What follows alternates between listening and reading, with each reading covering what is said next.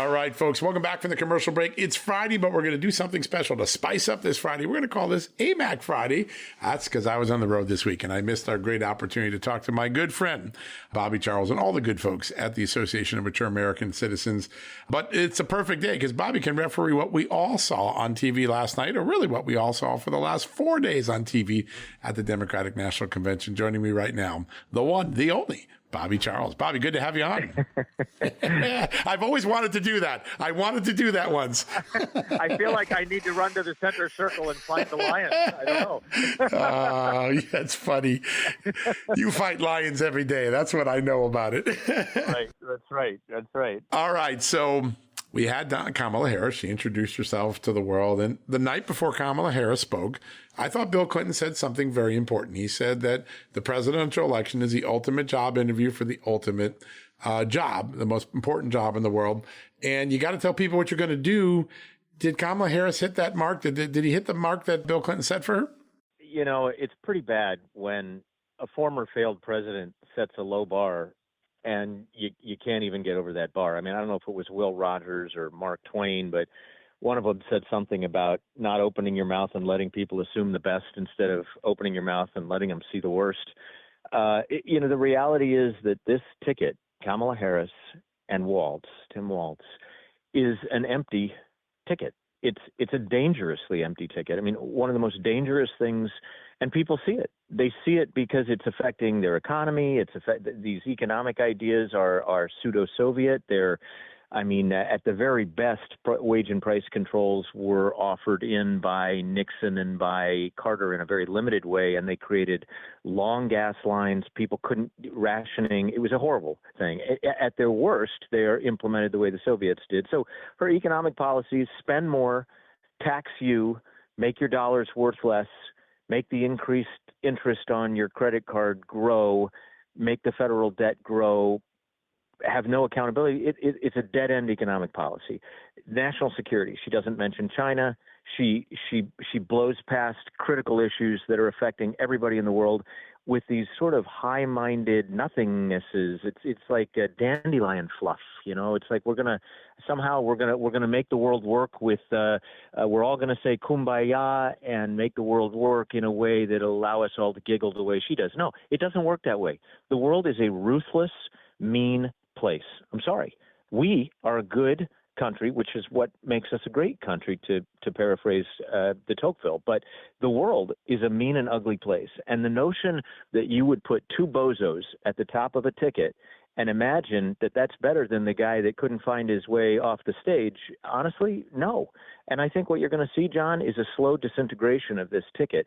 This is the only convention in my lifetime, going back to Richard Nixon in 1972, which is the first one I really paid any attention to. This is the first time ever that the background real-time polling suggests that the opposing candidate gained ground during the convention of the other party. And what it tells me is that Americans, whether they're old or young, whether they're rich or poor, whether they're previously traditional John F. Kennedy Democrats like Robert F. Kennedy, or if they are, moderates, or if they are in some way independents, all of them see the nothingness here, and it scares them. And that's why, young black men are in Milwaukee, in Detroit, in Philadelphia, in Atlanta, in North Carolina. When you look at the immediate polling and you break it down demographically, they're saying we're going for Trump because we're not interested in being treated like fodder, and that's the problem. There's no there. Yeah, it's really well said. And you hit it right on the head. So Scott Rasmussen at the Neapolitan News Service did polling every day of the convention. The race ended where it started the week. They were tied 49-49. No bump, he says, no bounce for the Democratic National Convention this week for Kamala Harris. That's very important because normally the convention catapults someone 3, 4, 5 points up. That didn't happen, and he's predicting that Trump will probably stay in the lead over the next few weeks as people resettle into where they were before the convention. That's rare. It's rare to see someone not get the sort of bump that people expected. Do you think it's because they just didn't get any meat on their bone? Well, I think so. Let me just unpack that one layer deeper. It's doubly remarkable because the media, the press, the mainstream media, was going out of their way to fawn and pander. And so when you're throwing everything at this effort to win back or to win the center, which is what they're trying to do, and it's failing, it's not going to get any better. It's like, fish after 3 days. It doesn't get better. And so, what's I see happening here, it doesn't mean that anybody should let up the pressure at all. But what I see happening is multiple demographics, legal Hispanic voters, Black voters, young voters, suburban mother voters, they're not all in, but they are way higher in their support for the Republican than they are for traditionally than they are for the Democrat. And so it tells you that there's something. It's like a grip. It's like a wheel spinning. I mean, it's not catching anything. And so if you can end where you began I actually have seen polls that suggest it was even worse for them. But if you can end where you began, you haven't gotten anywhere, because everyone, I mean, in the old days, it's kind of like trying to bring down a deer with birdshot. It just doesn't work.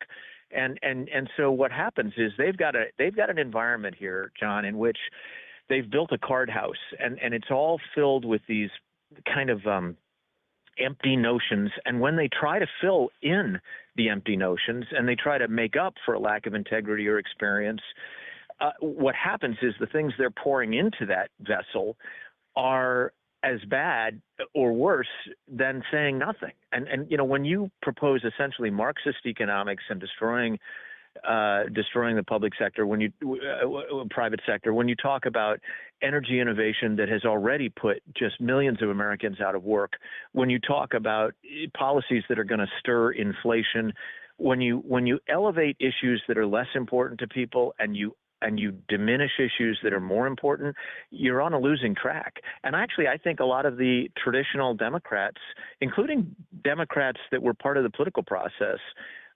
realize, I mean, the James Carvilles and company realize this is a dead-end street. You all are walking your party into a brick wall because Americans see that you would be walking them into a brick wall, and they don't want that. That's really well put. There's a moment later today where it appears, well, we know Robert F. Kennedy is dropping from the race. It appears he's going to endorse President Trump. That will be an extraordinary moment, a scion of one of the most famous traditional Democratic family names in American history, going over to the other party. If that happens, does that give license for other traditional Democrats who don't feel like they belong in this sort of far left Democratic Party to do the same? Absolutely. You would always have had the Harry Trumans, John F. Kennedys, Scoop Jackson, Sam Nunn, that kind of Democrat would be scratching their heads. Up here in Maine, I talk to Democrats who are traditional Democrats, and they're not happy. They weren't happy before, and they aren't happy now. And so this gives top cover, as you say, to, when a Robert F. Kennedy Jr. Says, I'm at the very least, I'm not going to support what is the Democratic ticket now, and at the best ends up saying I'm actually going to support these folks over here on the Trump team because they represent the kind of country that I would like to see. He's a very independent-minded guy. I'll tell you something. I'm intrigued. I think what it will do is it will even draw more attention to him as a surrogate for Trump for the middle of the roaders. And he's a curious guy, whatever his background is, and it's a little rough. He also, he's a falconer. He's an independent-minded guy, the kind of guy that would tell you, "Hey, I don't want you, coming in here and taking my property," or "I don't want." He's an independent-minded guy, and I'm a diehard old Reagan Republican, but there are a lot of people who remember his father, and there was a lot of substance to his father, and I guess I look at it. He was an attorney general who died tragically, but he if you read Schlesinger's book about Robert Kennedy, you come away realizing this guy was a conflicted, deep guy. So bottom line is, I think the Democrats are in big trouble. Yeah. No, I think that that's exactly right. And I think Democrats feel that way. They had a lot of joy just because they had a lot of joy that Joe Biden wasn't on stage, but it doesn't feel like they have a strong sense of it. And the Republican preference is still there post-convention. Scott Rasmussen is the only person to have a poll out post her speech, but people going into the speech showed Trump up 1 or 2. And I think at the end of the day, if there's no bump from the Democratic convention, that's usually a warning sign for the base of your party. All right, folks, don't go anywhere. More of our exclusive Inning with Bobby Charles right after these messages. Folks, I want to take a moment to thank one of our new sponsors, MD Hearing. MD Hearing just made their Neo rechargeable digital hearing aids only $297 a pair. What a deal. You can't get that anywhere. That's over 90% less than clinic hearing aids. And despite all of this inflation craziness, MD Hearing recently cut their price in half. I am beginning to lose some of my hearing acuity. I've noticed it over the last few years. I put one of these MD hearings in my ear. I could not believe how quickly I could hear better. I was hearing much more clearly than I had. My wife wasn't even yelling at me. How about that? The Neo rechargeable digital hearing aids are amazing. So, we have a lot of things that we fret over, right? Our gas is too expensive. Our shopping bill's gone through the roof. Our utility bills are at record highs. Everyone's frustrated. But you know what? MD Hearing won't take a dent out of your budget. It was founded by an ENT surgeon who saw how many of his patients needed hearing aids but couldn't afford them. He made it his mission to develop a quality hearing aid that anyone could afford. That's important, right? The Neo fits right inside your ear, so no one will ever know it's there. My wife couldn't even tell him I had him in. Plus, MD Hearing just launched the Neo XS, MD Hearing's smallest hearing aid ever. That is something. It fits in your ear. It is incredible. The battery's lost a long time. Get the hearing you deserve with MD Hearing. Go to shopmdhearing.com and get your new Neo hearing aids for just $297 when you buy a pair. Plus, they're adding a free extra charging case. That's a $100 value just for listeners of the show by using the promo code JUSTNEWS. So go to shopmdhearing.com, shopmdhearing.com, and use our promo code JUSTNEWS. You're going to get the new Neo hearing aids for $297 when you buy a pair, and you're also going to get a free charging case. That's a great deal. One more time, shopmdhearing.com. Use the promo code JUSTNEWS. This episode is brought to you in part by Progressive. Most of you aren't just listening right now. You're driving, cleaning, and even exercising. But what if you could be saving money by switching to Progressive? Drivers who save by switching save nearly $750 on average, and auto customers qualify for an average of 7 discounts. Multitask right now. Quote today at Progressive.com. Progressive Casualty Insurance Company and Affiliates. National average 12-month savings of $744 by new customers surveyed who save with Progressive between June 2022 and May 2023. Potential savings will vary. Discounts not available in all states and situations. All right, folks, welcome back. More of our exclusive Inning with Bobby Charles. I want to pull back for one last thing because you sat on the world stage. You worked at the State Department. You understood the important role that the United States plays in projecting strength and achieving peace through strength. We're coming into the 3-year anniversary of the bombing at Abbey Gate, which was sort of the apex of failure in the bungled withdrawal. We don't have a lot of answers. Congress hasn't really done meaningful oversight that really got to the bottom of so much of this, but it's pretty clear now, no matter what the Congress gets ultimately out to the American people, that this failure has had a domino effect. That from it came the Russian invasion, came the Iranian aggression. Do you think people going into this election are able to connect the dots that peace through appeasement didn't actually happen? Yeah, peace through appeasement. Exactly, John. I mean, look, we left 100,000 allies there, of whom 20,000 had visas to come here. I just helped get a family out. It is a devastating turn for the history of America in the world. Is it a devastating turn for Biden? Yes. Do people understand it was a complete failure? I sure hope so. We lost more young Americans that very day. We lost more Americans than we did in the preceding year. So it is an unthinkable in uniform, and it is an unthinkable turn of events. It is as if there were POWs in Nazi Germany and we just left them there. It is as if we said to the Japanese after World War II, go ahead and do whatever you want with, and we never went in and reformed the country. So the tragedy is quadruple. I mean, it was a terrible thing for the loss of individual Americans on that day. It was a horrifying signal to the world that America will run away from a terrorist regime and will appease them, and has now given them $300 million in addition.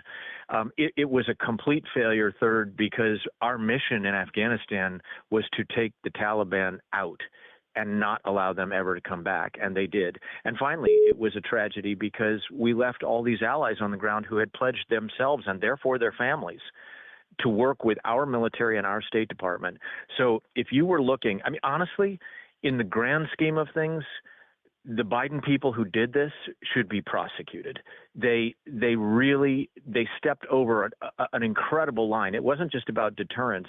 It was about betrayal. They betrayed 20,000 people who helped us for 20 years and had visas that would protect their families, and those families are being hunted down and killed right now. So is it a horror? Yeah. Is it what the future of the Harris Waltz crowd looks like? Yeah, it is, because there's no understanding that peace through strength is the only way that you can conduct business in the world, unless you're going to just go to war. Yeah. And so many of our allies are beginning to wonder whether they're going to have to go it alone, because that projection of strength and the execution of strength just isn't there. It's just so remarkable. There's one little thing I want to ask you about, because I know you value truth. And on Monday, we're going to release some documents that we obtained, or that were obtained through FOIA, that show that as John Kirby, then the chief spokesman for the defense secretary under Joe Biden, was telling people it's not chaos. We have an orderly evacuation of Afghanistan. His own briefing documents, the Pentagon's own documentation, used the word chaos 18, 20 times, like in a matter of a couple of days. When something like that comes out, it's a little anecdote, right? But it's an anecdote that a person overseeing the men and women in uniform, he himself having served, I think he reached the rank of admiral, John Kirby did. If you can't tell the American people the truth of what's sitting in your own documents or sitting in the Defense Department's own documents, and you decide to just impose a political spin, is that one of the places where we've always assumed the Pentagon is supposed to stay above politics, the FBI is supposed to stay above politics? How damning is it that the Pentagon spokesman couldn't tell us what his own documents were saying? Well, John, I mean, what that tells me is that there is a bold policy of lying to the American people for political purposes. And I would tell you that is not just disgraceful, it's a betrayal of the public trust. We vest our trust in those who nowhere more significantly than at the Pentagon. I mean, having worn a uniform for 10 years, I will tell you that even at my low rank, and I finished as a lieutenant commander, you feel, or you should feel, that you represent the American people, and that there's a kind of a higher order that you're holding yourself to, that you are.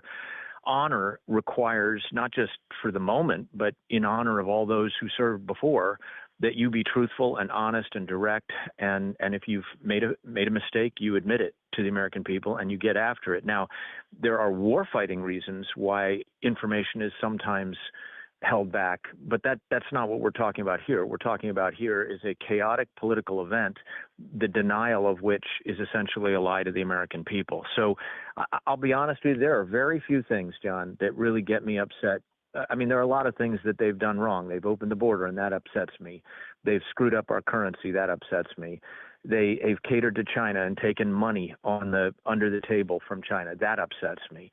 But they've screwed up the Middle East, and they've screwed up Russia. But what really kicked all this into gear was an utter and complete failure, and then denial of responsibility, zero accountability for having really screwed up a situation that, had we stayed just a little bit longer, that generation that we had trained for 20 years wouldn't have been pursued and killed by the Taliban, but would have been in charge and would have been able to put the Taliban in their place. So it's a double, triple, quadruple tragedy. And I just think, John, any American who doesn't see that and these other issues as tragic and correctable, I mean, that's the good news, is they are correctable.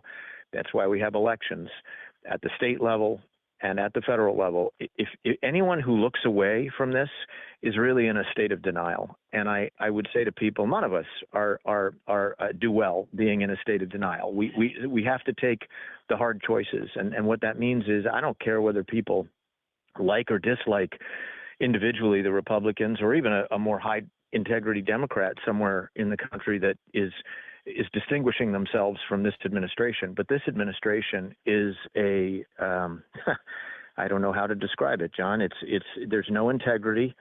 It's a steaming mess. Yeah, it is. Well, one place we know that people don't run and hide. We know one place where people stand up for the truth and liberty, and that's at the Association of Mature American Citizens. Folks, if you love what Bobby brings to the show every week, and he brings so much, I feel so grateful every time we have the conversation. Here's a great idea. Say thank you for supporting Just the News. Say thank you for what AMAC does every day, whether it's getting you discounts on great services and travel, getting great advice on insurance, getting great news analysis, getting a great magazine, getting a great podcast, or getting great opportunities to serve your country with civic duty. Go to amac.us/justnews because we've got something very, very special.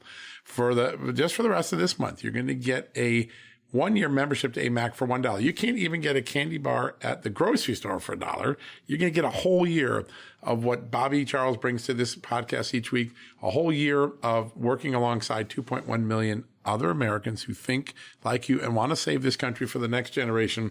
All you got to do to do that and to say thank you and to become part of something great, go to amac.us/justnews, $1 for the whole next year. That's a really great deal.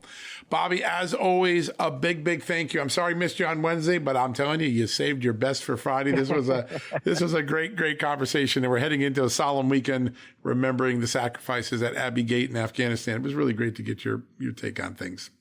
Well, I appreciate it, John. And I would just encourage people, go to amac.us and get a membership for 5 of your best friends, because honestly, I will tell you, I have never, not for one day, have I regretted anything to do with my association with AMAC. And every day I have reasons to celebrate, whether it's them helping at the legislative level statewide, whether it's getting the word out, whether they're just unbelievable writers in the interviews that Rebecca does, and it's just an extraordinary organization, and you're part of it. You're woven into it. They have a boot camp training going on next month, and it's just there's so much great stuff, and so and you get stuff for huge discounts on things that you need. I just took a trip. I used the card twice just on a 3-day trip. I mean, it's just great. It's fantastic. Yeah, it is. It really is. So I encourage people, just go do it, and you'll feel better about yourself, and people will thank you. Yeah, and you're joining a community of people that are just so amazing, true patriots. 2.1 million and growing every day. Let's get that to 2.2 next week. Let's go, guys. Let's go sign up today. Let's go make a difference. All right, Bobby, we'll be back in touch next week. You're looking forward to it. We'll be back on our normal Wednesday, but thank you for some great analysis of what happened at the DNC and the great solemn reminders of what we ought to remember about Afghanistan this very solemn weekend. Great to have you on, my friend. Thank you, John. All right, folks, that wraps up another edition of John Solomon Reports, a podcast from Just the News. Hey, a couple things. First, if you want to get one of those AMAC memberships for $1, one more time, amac.us/justnews, amac.us/justnews.